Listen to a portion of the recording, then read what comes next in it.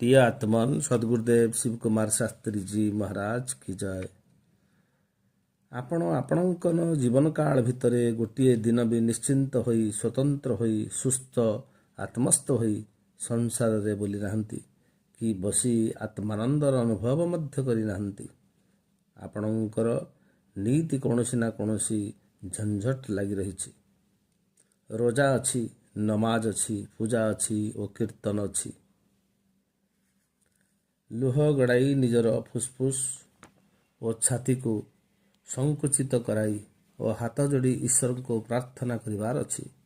गुणु गुणु होई बसी रहिबार अच्छी और नाक मुंड घसीबार अच्छी और हाथ जोड़बार अच्छी। आपण को जनतार ग्राहक मानकर राजनीतिक नेतांकर और शासक मानकर तो समाध करिवार अच्छी और तांकर अन्याय सहिबार अच्छी। आपण को नेता शासक और अपराधी मानकर आगरे लांज हलाई तांको प्रसन्न करिवार चिंता अच्छी। आपणकर सब प्रकार रे पराधीनता अच्छी। तेणु आपण सुस्थ हेबा असंभव अटे। सप्रेम जय जय।